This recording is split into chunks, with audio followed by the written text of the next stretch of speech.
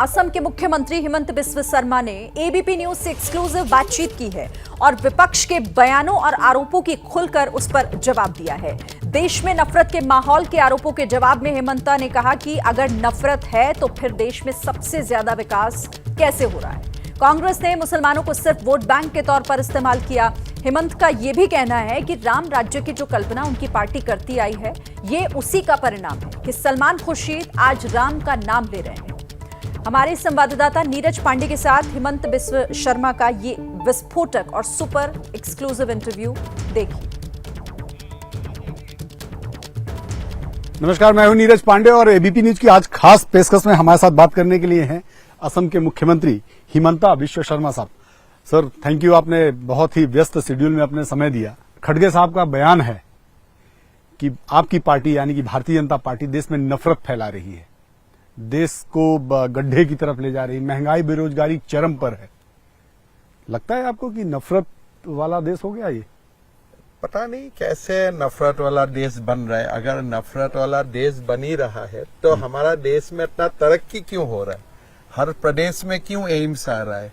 हर प्रदेश का सड़क का इतना रिवोल्यूशनरी चेंजेस क्यों हो रहा है?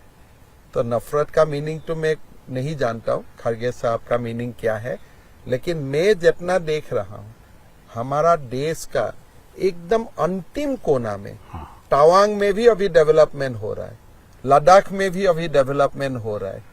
लोग खुश देखता है हमारा जो समाज। कांग्रेस के लोग लगातार इस बात को क्यों कह रहे हैं कि आप लोग हिंदू मुस्लिम और इन्हीं विषयों पर केवल फोकस कर रहे हैं? राहुल गांधी ने भी 2 दिन पहले जब लाल किले से वो बात कर रहे थे तो उस समय भी उन्होंने कहा कि इस देश में सिर्फ एक ही बात हो रही, हिंदू मुस्लिम हिंदू मुस्लिम। देश में हिंदू मुस्लिम बात होना नया नहीं है। हमारा देश का विभाजन भी तो हिंदू मुसलमान का हिसाब से ही हुआ था। तो हमारा देश में हिंदू मुसलमान 2 वर्ग है और हमारा देश का जो विभाजन हुआ था तब भी धर्म का ऊपर ही हुआ था। सो एक जो धर्म का जो एक हमारा राजनीति में जो एक हिंदू मुस्लिम नैरेटिव है वो आज नहीं है, वो कांग्रेस ने शुरू किया था जब कांग्रेस शासन में था या ड्यूरिंग द फ्रीडम स्ट्रगल। उसी समय से वो नैरेटिव है। लेकिन ये दुख की बात है कि ये नैरेटिव खत्म नहीं हुआ है। कारण इसका पीछे कोई कारण है। अगर आप एक धर्म का लोगों को एसिमिलेशन होने का मौका नहीं देते हो, जैसे आपने एक यूनिफॉर्म सिविल कोड देश के लिए बना, लेकिन आपने एक वर्ग को बोला आप इसमें शामिल नहीं है। हमारा देश में सारे कानून, जैसे आपका इंस्टीट्यूशन, हर लोग स्कूल खुलेगा, लेकिन उसमें भी एक आपका डिफरेंस है। अगर हिंदू स्कूल खुलेगा तो उसका ट्रीटमेंट ऐसा होगा, अगर माइनॉरिटी या मुसलमान स्कूल खुलेगा तो ऐसा होगा। आप अगर हिंदू 1 शादी कर सकता है, मुसलमान होगा तो 3 शादी कर सकता है। सो ये जो हिंदू मुसलमान, मैं मेरा बीबी को तलाक नहीं दे सकता हूँ, लेकिन मुसलमान समाज का लोग अपना बीबी को एक व्हाट्सएप से ही तलाक दे सकता है। सो जो ये हिंदू मुस्लिम का नैरेटिव हुआ, ये नैरेटिव कांग्रेस ने बनाया। इसलिए कांग्रेस को ये मालूम था कि एक एपीजमेंट का राजनीति से ही हमको देश चलाना है। एक मुसलमान समाज को एक वोट बैंक का तरफ यूज करना है। इसीलिए आज ये हिंदू मुस्लिम जो नैरेटिव है वो समाज में रह गया। अभी मोदी जी ने नया मुहिम शुरू किया कि सबका साथ सबका विकास। मेरा लगता है कि अगले 10 साल में ये हिंदू मुस्लिम नैरेटिव खत्म हो जाएगा। एक बार यूसीसी खत्म हो जाएगा, एक बार ये तलाक वाला मसला खत्म हो जाएगा। All institution will get special treatment, constitutional treatment. ये सब जब हो जाएगा, धीरे धीरे हिंदू मुस्लिम वाला मसला देश का राजनीति से खत्म हो जाएगा। आज सुबह से आपका ट्वीट बड़ा चर्चा में है। कल रात में आपने एक ट्वीट किया, इमरान प्रतापगढ़ी का एक वीडियो ट्वीट किया। क्या जरूरत थी सर? ये तो बहुत पुराना वीडियो है। नया पुराना बात कैसा है? आप देखिए वो ट्वीट में क्या बोल रहा है कि ईमान वाला कौन है? आप अंदाजा लगा सकता है। बोले कि आप 4 से को मार के मरना। अरे भाई, आप एक सांसद है, उत्तर प्रदेश से लाके आपको महाराष्ट्र में सांसद बनाया गया। शिवाजी महाराज का जो भूमि है उस भूमि को आज भारत का संसद में आप प्रतिनिधित्व करता है और आप ये बोलेगा कि आप 4 से को मार दो। अगर आप मुझको नहीं, एड्रेस लेकिन कर रहे उन्होंने कहा कि जब भेड़िया कोई आए तो मतलब फिर क्या है? भेड़िया कोई आए तो आप थाना को इन्फॉर्म करेगा। अगर कोई भेड़िया आपका, ये भेड़िया किसको कह रहे थे? पता नहीं है, ईमान वाला अगर किसी को बोल रहा है, भेड़िया किसको बोल रहा है तो आपको समझ में आ रहा है। मैं इसको बहुत ज्यादा आपका सामने नहीं बोल सकता हूं, लेकिन ईमान वाला अगर आप किसी को बोल रहे हैं, अगर भेड़िया किसी को बोल रहा है, तो आपका पहला प्रश्न जो आपने मुझको पूछा था उसका जवाब वही है। मतलब कांग्रेस अभी भी देश को 2 भाग में देखता है। लेकिन सर, इमरान प्रतापगढ़ी तो कवि हैं, वो कविता पढ़ रहे थे, क्या उनका है? कोई कवि है मतलब लाइसेंस है लोगों को 4 से मार देने के बोलने के, उनको लाइसेंस मिल गया है कि इसलिए वो कवि है। कैसा कवि है यार? कवि तो हमने बहुत देखा हूँ, रविंद्रनाथ टैगोर को देखा हूँ, कभी उसने बोला है 4 से को मार गिराओ। नहीं, लेकिन ये हेट स्पीच तो लगता नहीं है, ये तो कविता है, कविता उन्होंने पढ़ ली। मतलब ये कविता है आपका हिसाब से? जो रविंद्रनाथ टैगोर लिखा था वो क्या होगा तब? तब तो वो कोई अलग नाम आपको देना पड़ेगा। अगर ये जहर फैलाने वाला बात को आप कविता बोलता है तो कविता का परिभाषा ही खत्म हो जाएगा। कविता तो मानवता का बात बोलता है, कविता तो प्रेम का बात बोलता है, कविता तो नेचर वर्शिप का बात बोलता है। कविता कभी किसी को ईमान वाला, किसी को वेरिया और फिर 4 से को मार लो, ये कविता हो गया। और उसी व्यक्ति को आप यूपी से ले जाके शिवाजी महाराज का धरती से आप उनको एमपी बनाएगा। ये आपका नफरत खत्म करने वाला राजनीति है। लेकिन ये खड़गे साहब का राजनीति है कि इधर से ही नफरत खत्म हो जाएगा। लेकिन उनके नेता राहुल गांधी तो कहते हैं हम प्रेम बांट रहे हैं। वही प्रेम बांट रहे हैं ना। 4 से को मार दो और तब आपको संसद बनाया जाएगा और आप बड़ा आराम से आप प्रेम बताएगा ईमान वाला का बीच में। वो प्रेम में तो वेरियो नहीं रहेगा। आपका भाषा में जो आपने लिखा है वो प्रेम में तो हम लोग नहीं रहेगा, वो प्रेम में खाली ईमान वाला ही रहेगा। लेकिन ऐसा क्यों होता है कि चलिए आप कह रहे हैं कि ये, लेकिन ये पुराना वीडियो बता रहे हैं, लेकिन अक्सर कांग्रेस के लोग तो आप पर हमला करते हैं कि आप ही हेट स्पीच। नहीं, ये पता नहीं हेट स्पीच किसको बोलता है, हेट स्पीच किसको बोलता है। अगर आप कोई भाषा में आप बोल दो, अगर हिंदू का अपमान हो जाता है या आप 4 से को मारने का बात बोलता है, तब ये हेट स्पीच होता है। जब आप बोलते हैं नहीं नहीं भाई मुसलमान महिला को न्याय दो, तो वो हेट स्पीच होता है। ये परिभाषा क्या है? 4 से को मारने वाला चीज हेट स्पीच होता है या आप मुसलमान महिला को न्याय दो, नहीं, लेकिन वो हेट स्पीच होता है। आप पर भी हमले करते रहते हैं कि आप जो है मुस्लिम विरोधी गतिविधियां करते हैं, उनके मस्जिद बंद कर दे रहे हैं, मदरसे बंद कर दे रहे हैं। देखिए, आपको कभी असम में ऐसा इंटरव्यू मिला है? लोग तो प्यार मोहब्बत में है। अभी जब इतना देश का कोई कोने में कुछ इश्यू लेके जब हिंदू मुसलमान का जरब होता है, कभी असम में आपको सुनाई देता है ऐसा जरब होता है? हम तो मुसलमान महिलाओं का न्याय के लिए खड़ा होता है। ये तो सोशल जस्टिस का मामला है, इसमें हेट कहां से आ गया? हेमंत जी, अगर आप इमरान प्रतापगढ़ी के इस बयान को कटघरे पे खड़ा करते हैं, कहते हैं कि नहीं 4-6 को मारना ये कहां से प्रेम हो गया, तो आपकी सांसद हैं, आपकी पार्टी की सांसद हैं भोपाल से प्रज्ञा सिंह ठाकुर, उनके बयान को आप क्या कहेंगे? क्योंकि उनका बयान भी तो लगभग इसी तरह का है कि आप अपने घर में चाकू रखो, सुरक्षा करो। देखो, चाकू रखो, सब घर में सब्जी काटने के लिए चाकू होता है। कोई अगर महिलाओं का चाकू का साथ संबंध होता है किचन में, क्या संबंध में वो बोला है मैं नहीं जानता हूँ, लेकिन जितना तक मुझको अखबार में दिखाई दिया है, मैं सुनाई दिया हूँ, वो बोला है कि चाकू घर में रखो। तो लेकिन मैं ये बात में असहमत हूँ कि भाई कोई चाकू आप घर में जरूर रखो सेल्फ डिफेंस के लिए, लेकिन हमला के लिए चाकू नहीं हो सकता है। अगर कोई आपको हमला करे तो पुलिस में इन्फॉर्म करो। नहीं, ये मैं आपको उनको वीडियो सुना देता हूँ, देखिए। तो हम भी सब्जी काटने वाले चाकुओं को जरा तेज, वही सब्जी काटने वाला ही बात कर रहे हैं आप क्या सब्जी काटने वाला चाकू का बात आप अगर मीडिया में इतना टोल देते हो, तो ये संसद का बयान आपका मीडिया में क्यों नहीं आया? मुझको क्यों ट्वीट करना पड़ा? ये तो किसी को तो ट्वीट नहीं करना पड़ा। तो ये वीडियो मतलब ये सेल्फ डिफेंस हो गया। और वो वो बात नहीं मैं बोलता, मैं बार बार ये बोलता हूँ कि देखो घर में चाकू भी आपका हो, आप किसी को मारने के लिए वो चाकू को आप इस्तेमाल नहीं करेगा, ये तो सच बात है। लेकिन अगर कोई महिला सांसद सब्जी काटने वाला चाकू का बात बोलता है और वो वीडियो आप बार बार चलाते हो, तो ये जो सांसद है कांग्रेस का जो 4 से को मारने का बात बोल रहा है, उनका भी तो आप वीडियो चलाओ। मुझको क्यों वो ट्वीट करना पड़ा? आप ही चलाओ उस वीडियो को।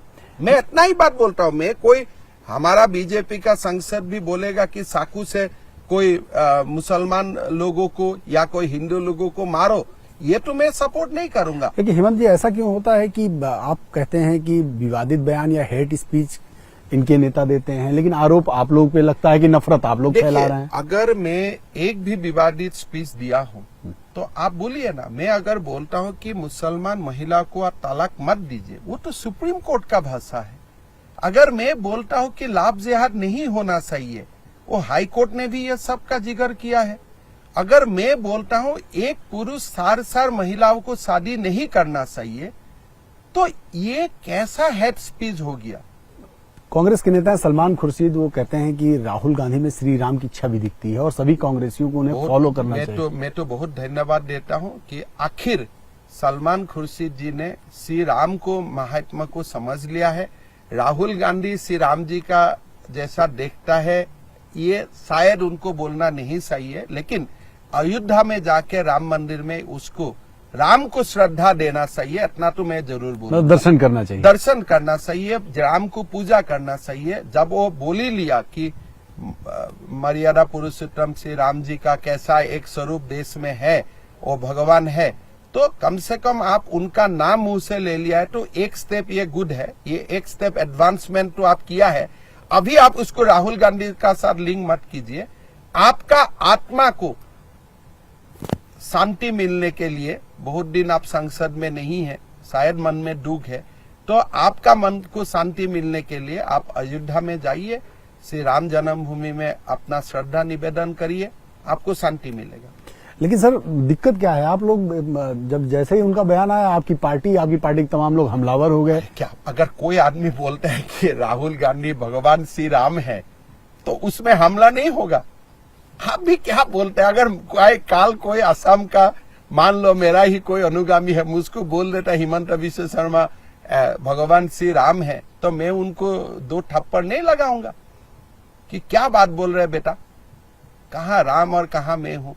तो ये मतलब आप नौटंकी करो, इतना तक मत नौटंकी करो। लेकिन हाँ, एक बात है, सलमान खुर्शीद जी ने ये मान लिया कि राम भगवान श्री राम है, राम को आप जाके दर्शन कीजिए। सलमान खुर्शीद जी ने बार बार जो श्री राम का बात बोल रहा है, यही तो हम राम राज्य का कल्पना करता हूं कि भाई कांग्रेस का भी हर लोग श्री राम का नाम ले। तो अभी सलमान खुर्शीद जी ने श्री राम का नाम लेते हुए भारत परिवर्तन हुआ है, उसको प्रूव कर दिया है। जैसे अटल बिहारी वाजपेयी जी जब जिंदा था, जब उन्होंने देश के लिए सेवा किया था, उस समय आप वाजपेयी जी को कभी प्रशंसा नहीं किया। ठीक है, अभी आपका वाजपेयी जी का याद आ रहा है, अभी राम जी का याद आ रहा है, मतलब एक नरेंद्र मोदी जी का शासन का एक असर तो सबका ऊपर पड़ा है ना। सलमान खुर्शीद जी जब मंत्री था, कभी श्री राम जी का नाम लिया था उन्होंने मुंह में? अभी नहीं लिया ना, अभी लिया है।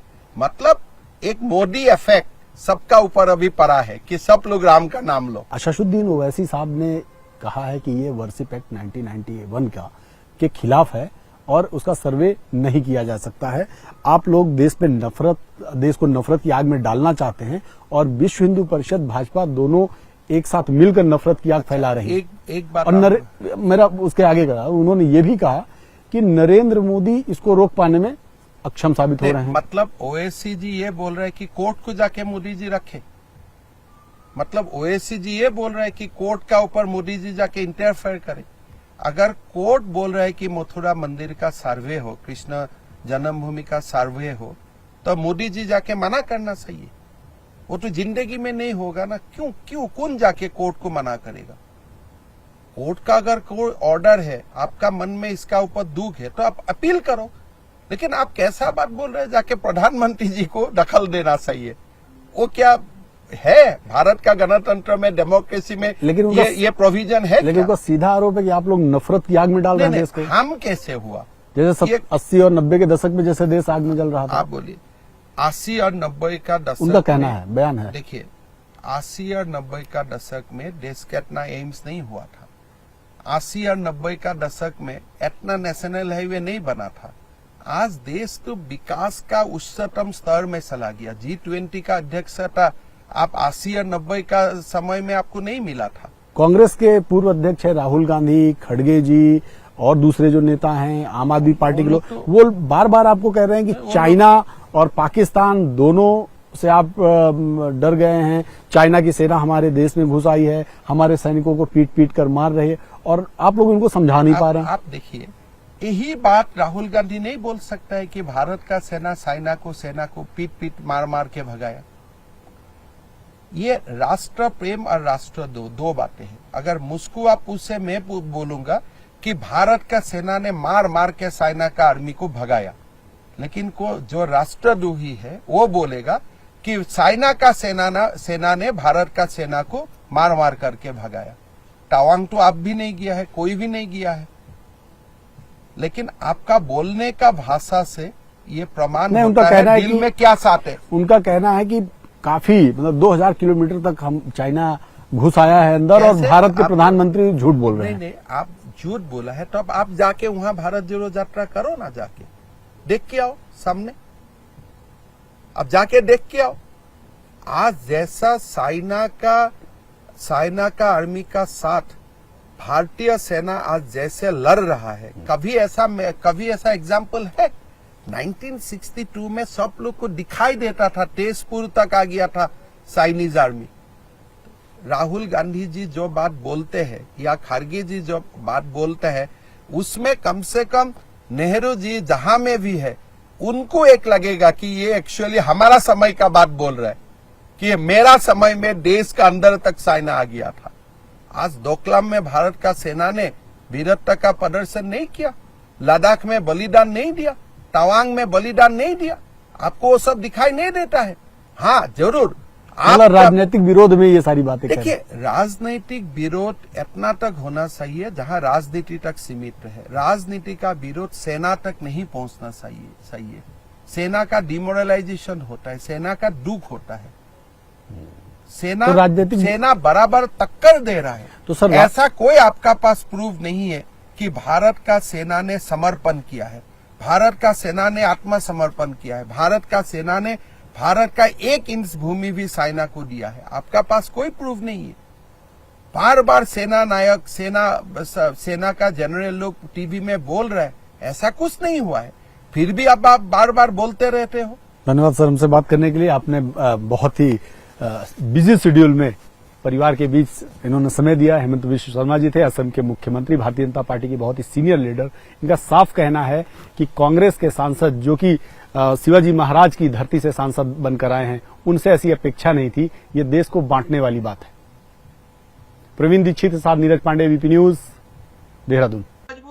क्या मजबूरी है मेरी बताइए? मैं अभी आपको बताती हूँ कि मैंने ओए होए होए होए नमकीन के चटकारे लेते हुए टकटकी मार के डिबेट शो को पॉज रिपीट कर करके देख रहे हैं जोगिंदर जी। इनकी तरह आप भी देखें अपने फेवरेट डिबेट्स को रिपीट कर, और डाउनलोड कीजिए एबीपी लाइव ऐप अपने स्मार्ट टीवी पर।